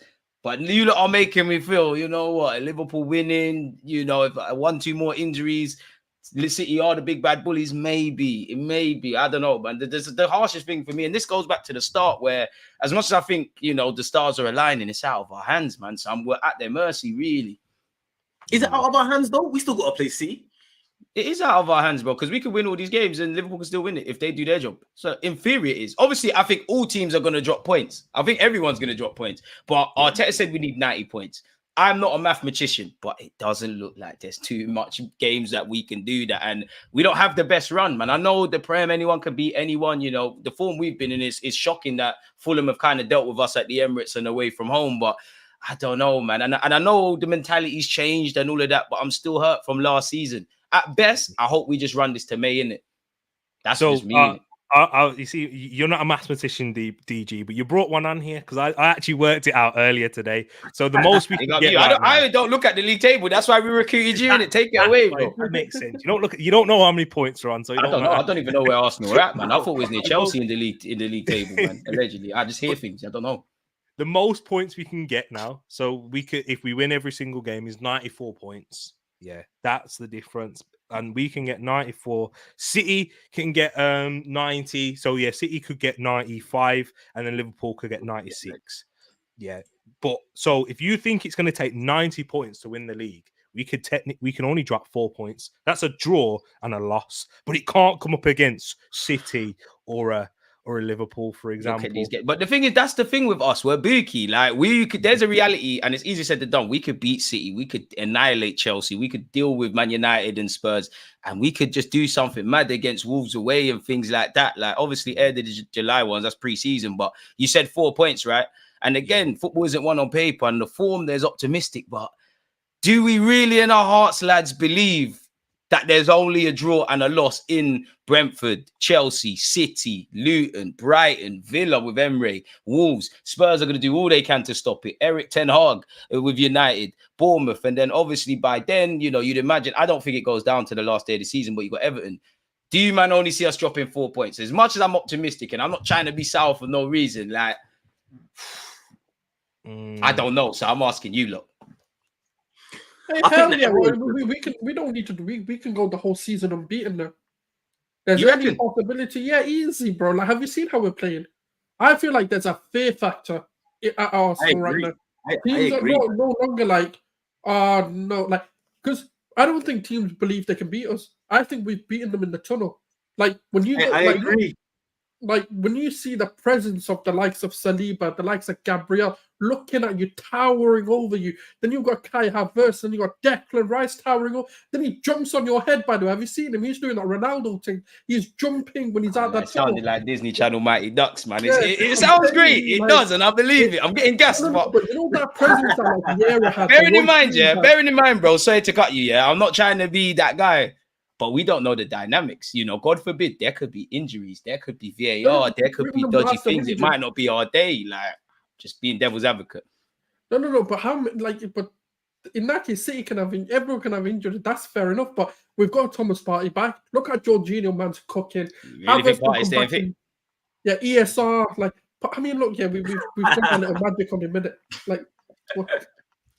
I'm scared of them, man. I agree with you, but I'm shook, man. I've been burnt too many times. You know what? Vesta's right. It's not even a draw and a loss, guys. I trust women more than I trust Arsenal. Not it's to 2 draws. It's 2 draws we can only have. We can't even have a draw and a loss. It's only 1 loss or 2 draws.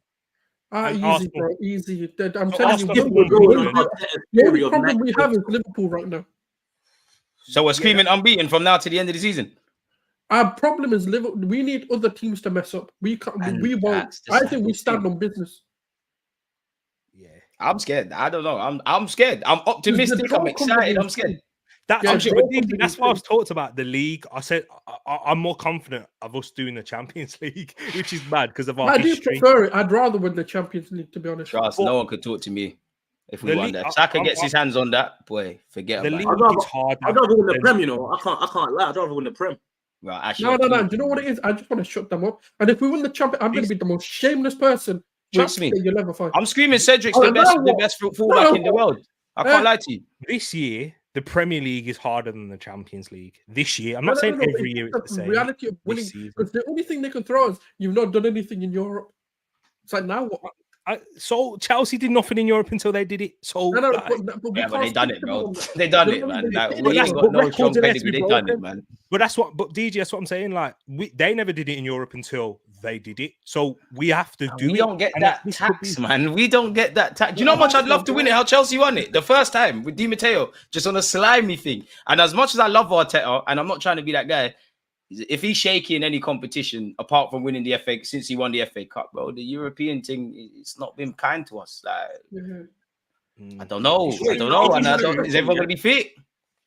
So let me ask you a question. So wait, are you all saying that you would rather this season Arsenal win the Champions League than the Premier League? Yeah. I want both. I want both, of course, but yeah. No, I want both. If you give me a choice, I want both. Yeah. Big up the Prem, but Champions League, I don't care about nothing else. Champions League, like that's World Cup is the big thing. Then you got the champs, bro. Give me the champs. UK lockdown. I'm telling you, UK is on imagine lockdown. Arsenal won the Champions League. Do you know how unbearable we could be? Havertz has won it in his debut season. Declan Rice, back-to-back European trophies. Bukayo Saka, Martinelli, even the shit ones, Nelson and Nketiah with it. Number 14 as well. I'd be so shameless. You couldn't stop me. You couldn't, bro. I'll do anything. Obviously, in terms of being shameless, if we won the champs, I'll take losing every one of these Premier League games in the remaining fixtures. Nah, man. You know what is with me? I feel like I've built up this whole the Premier League and what Arteta's been doing and what he's been cooking for the last 2-3 years. I want the Prem. I want the Prem badly, man. I want the Prem. I want the Prem as well. Trust me, I want it. But the champs, bro, we ain't got that. We win. Exactly. I don't even know how to be at that party. I don't even know what that party looks like. I even know what the music. That's why I want to be there. There's going to be Bedinas and that, man. Literally. All I'm saying is Champions League, there's a global lockdown. Premier League, there'll be a UK lockdown. Bro, Chelsea and City were little fish when Arsenal was 30 and they've won the champs before us. Yeah. Respectfully to those clubs. We need this. Europe, Arsenal fans, young and old, when you think of Europe, Europa League of recent years and Champions League is pain. We've had some good moments in the champs. The run in 06 before it ended, beating Bayern Munich, beating Barcelona with Jack Wilshere, but we ain't got nothing else. We ain't got nothing else. And I'm scared. I was scarred by when Spurs got to the final. That is when I was like, yeah, we need to win this thing. That's just me. Nah, you're absolutely spot on, bro. When Spurs got in there, I was panicking. I was panicking. No, Stadium thing was out of debate, really, for them if they won that. No. They were never going to win it. And especially when you hear Harry Kane is starting, you're like, yeah, Defoe's not winning it. That guy is a serial loser. He's a jinx. But I remember being at the time. At the time, I was at university, and that was the real time where I met quite a few Spurs fans, and it was unbearable seeing them, like watching that and talking to us. After we got slapped by Chelsea too. So the Champions League, you're absolutely right. In terms of what we need to win that. But Ash is saying, and I think I kind of hear him. Which one? I hear where he's coming from. The work that Arteta is doing, and that Ash is talking facts. But Champions League, bro, Champions League, fam. Like being in a relationship and Kelly Rowland's onto you. I'm sorry, it's got to be done. Like, but this is where DG goes back to, like Hazard. I remember hearing Hazard speak, and he said, "Oh, the only reason I signed for Chelsea is because they won the Champions League." This is it. I remember the tweet. What was that? Like maybe like 2012 or something when Twitter was fresh. I remember him tweeting, "I'm signing for the team that won the Champions League." That he was an Arsenal fan as well. You see him talking about it now. If we win the Champions, you got to remember, yeah. There's fans that I'm 28 and everyone here is similar ages. There is Arsenal fans younger than us that have never seen us do certain things. And respectfully to Arteta and what the boys are doing, this is as good as it's got, We need to get these glory days, man. Do you know how much kids 9 months from the point of that final are coming into this world? I might even join people doing that. Like, bro, I might even name my kids Zinchenko or something wavy. Like, I don't know, bro. We need the champs, man. I'd do anything pause for the Champions League, man. Like, for real, man. You be seeing girls called Bakayo in the future, yeah, bro. You know trust. Like, we're too big of a club not to have European pedigree. Even not winning the Europa League is embarrassing as well, if I'm completely honest with you. Not that I'm going to kill the team for not winning that. My last question for you guys then, obviously, it's Arsenal-Brentford. How you lot feeling? Probably Ramsdale's last game, give or take, with the Everton game towards the end of the year. Where you lot at with the Brentford game? It's the last one before City.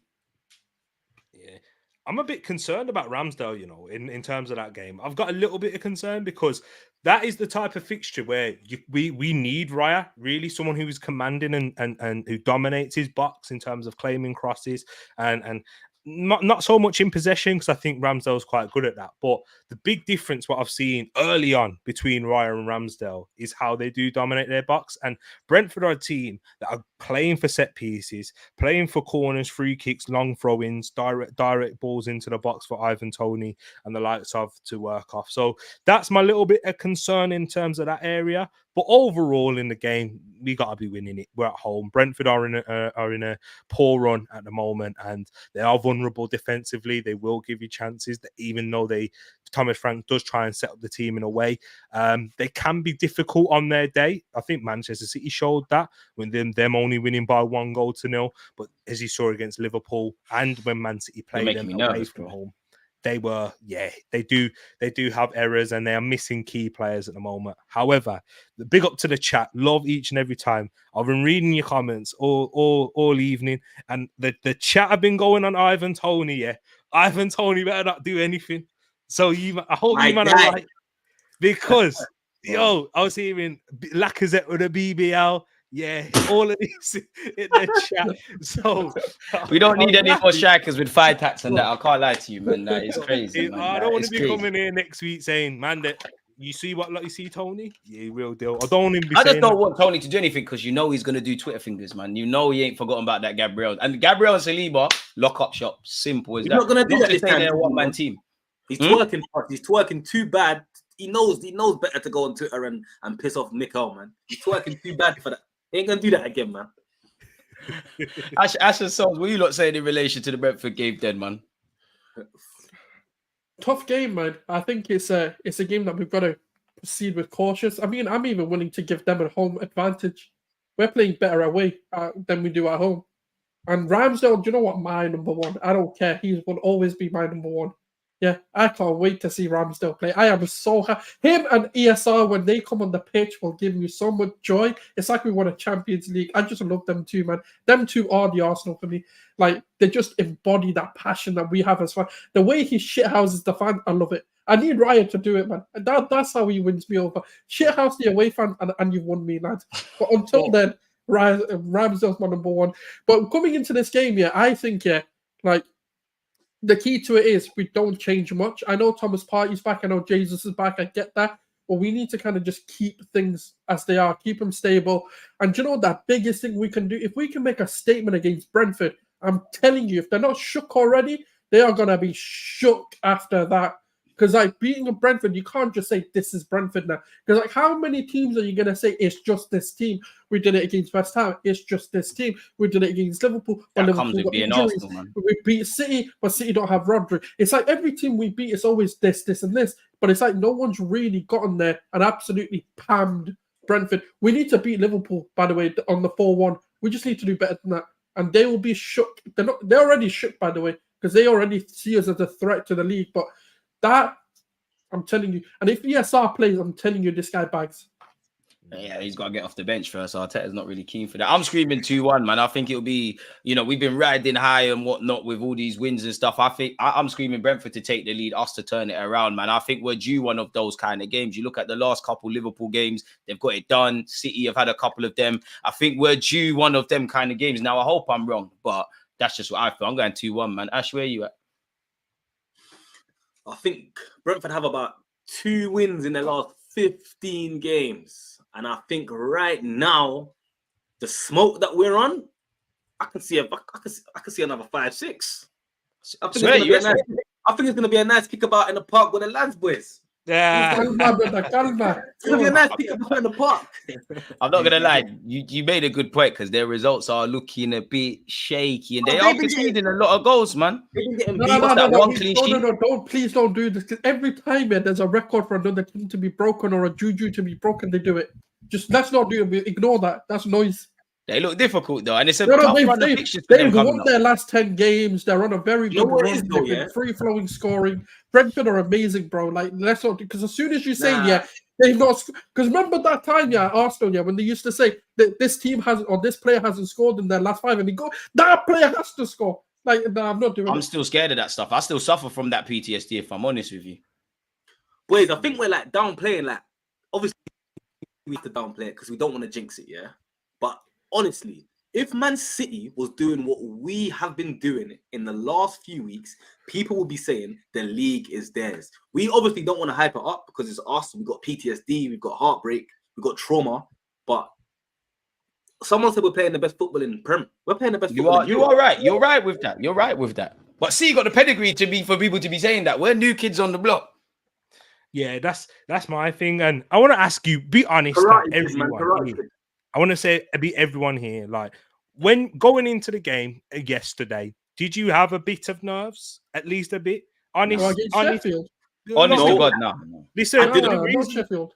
Respectfully to Sheffield United, you're on this derby thing, like, no. And I always have nerves. Nope.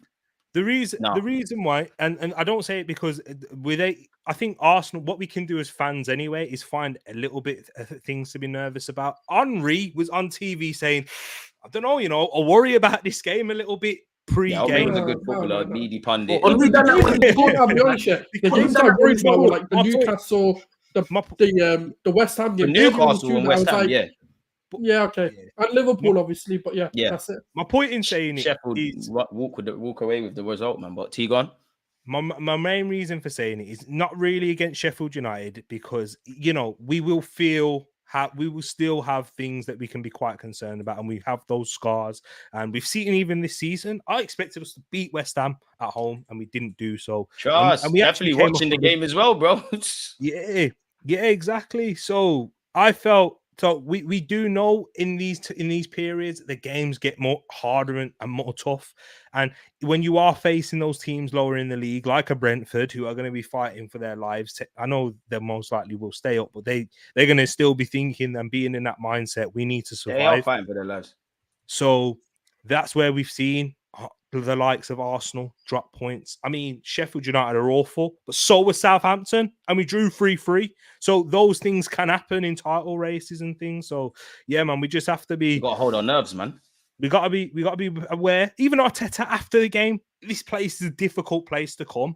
No, Arteta's serious. He's the one that I got faith in it because he's just resolute. I know he knows what he's on. The players, I've got a lot of faith, but I've been saying this, like, Team, me and you have done a lot of streams. I've always said I think Arsenal can be our best friends or our worst enemies. I don't think we've been outplayed that many times this season. That's not me saying we're the biggest and baddest in the land. You know, you look at the Spurs game, you look at the West Ham game, you look at the Newcastle and the Villas and the Chelseas for a variety of things. Now, these things happen, but these are the things that we're a good side. We've got to be a great side. And I am being very harsh. But as I said earlier, bro, the league is harsh, bro. On another, in the early 2000s, if you was top of the table for about 200 days like last season, we're winning the league. You know, we've done enough based on how we're playing to win the league this year.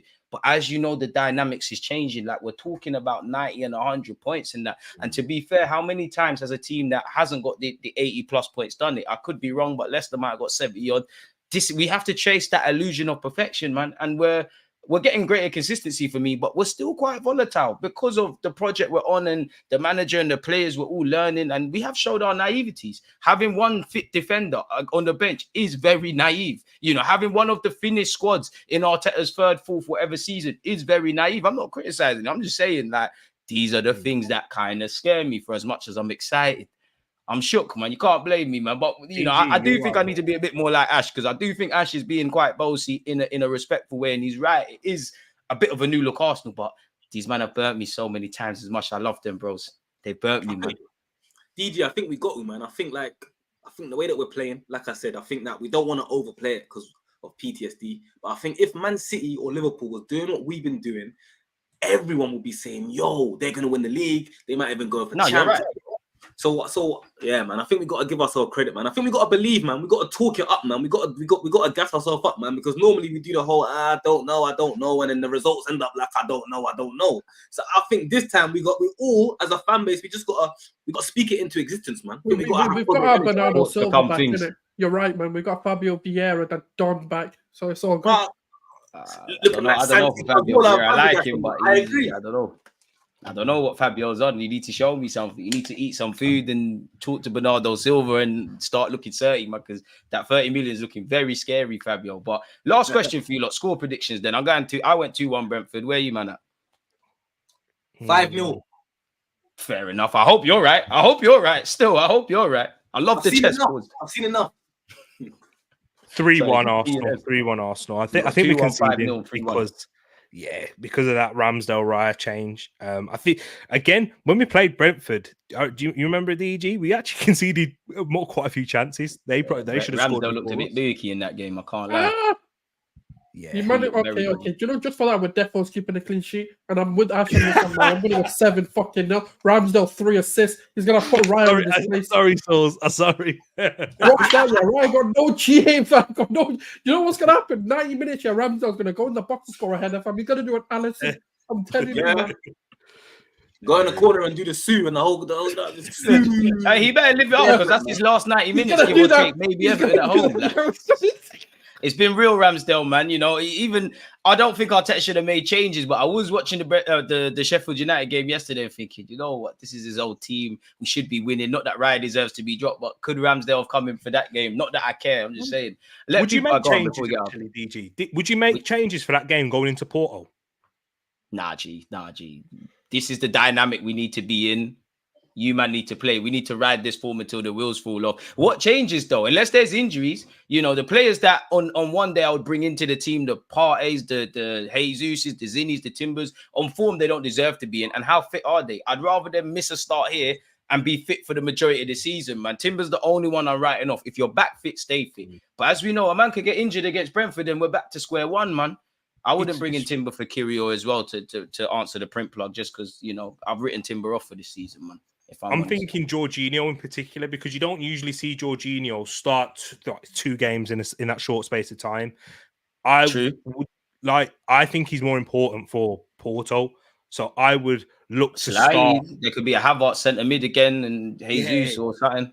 Or a Trossard up top, move Havertz into that centre mid. Yeah. Because when we did play Brentford, in fact, he came on in that position, and that's when we scored that winning goal. Because I do want Havertz up top against them physical centre halves, if I'm honest with you. But this is where I look at Arteta, bro. Yeah, when he's playing in midfield anyway, he kind of does play up top in these types of games where you're coming up against a deep low block, well organised defence. They're not going to give you much spaces in between the lines. that's where he's going to be making those late runs into the box. So that's the only change I would actually make is taking maybe Trossard for Martinelli, but Martinelli last 2 games you've done well. I just think Trossard's a player. I wish there was 12 players that you allowed to play 12 players, man. I feel sorry for Trossard sometimes. Yeah, hey, it's good coming from you as well, because we've had our little conversations about Trossard. You, Sammy, Jess, Alex, bro, man won't let me live. Like I said, Trossard is overrated. I still stand 10 toes in that. But I said he's overrated just because. No, bro, just hear me out. Let me talk. Word to Kevin De Bruyne. I think Arsenal fans put Trossard up here, and he's here. I think he's waiting. I've described him as the best finisher at the club. They slander me. I'm like Marcus Rashford. It's calm though. It's calm. I feed off the hate. Havertz is our outright best player. Yeah, that's. Yeah, like Trossard, you're my guy, but there's only a couple men that are, for me, if it's not Saka, Saliba, Declan Rice, Gabriel, Martin Odegaard, Slightly Martinelli, Benjamin White.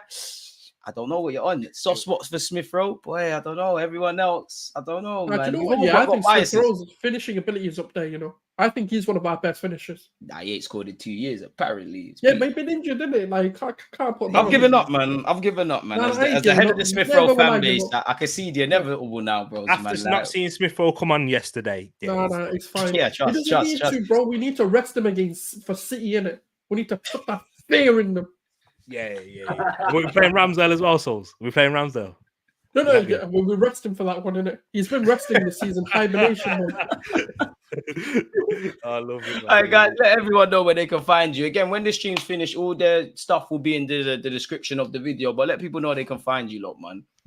I appreciate you again, DG, my bro. Big up Souls and Ashes too, man. It was a fun time. Went for 1 hour 45, but you can find me at Tariq Talks. People, more Premier League content overall. I will be doing a Premier League preview show on Friday, because there's no games on Friday. So come check out Tariq Talks. Follow me on Twitter or X as well, guys. Interacting on there. But big up to the brothers. There you go, man. That's T. Where's the rest of you guys, man? Come on, plug your stuff, man. Man, DD, big up yourself as always. Souls, appreciative to you, lot, man. T, big up yourself as well, because you plugged me in still. Pause, man. I had to update my equipment, so shout out T for that one, man. I can see, man. I can see shining. I had to come on here correctly now, man. Now I'm just waiting for my microphone, so shout out T for that one. But yeah, man, big up the panel. It was a fun chat. Come on, DJ, always big up yourself, man. Appreciate being on. Big up you lot, man. TikTok, Ashley Tizzy, YouTube. I've started a YouTube channel, but I haven't uploaded nothing yet. But get onto him, folks. Soon come. We don't want to hear that. Get onto him. We don't want to hear that. We don't want to hear that. But yeah, on all socials, Ashley Tizzy, man. Yeah, man. Yes. Yeah, representing Havertz obviously and Ramsdale to my collection as well now. So like, if any slander about Smith Rowe, and Smith Rowe as well, but he's newly acquired, isn't it? Because I thought maybe he had an opportunity. Man's been injured, but obviously me and Arteta are gonna have words. We'll get the paperwork over there. But if you're any slander of Havertz, Smith Rowe, or Ramsdale, I'm there. So that's where you can find me first and foremost. And my offices, like I said, are open for all your Havertz apologies. And you can find me at Gunnar Souls. And big up DG, obviously. Subscribe here, because if any I will appear. I will hack this stream, and I will appear on these streams somehow. If any slander is on my place.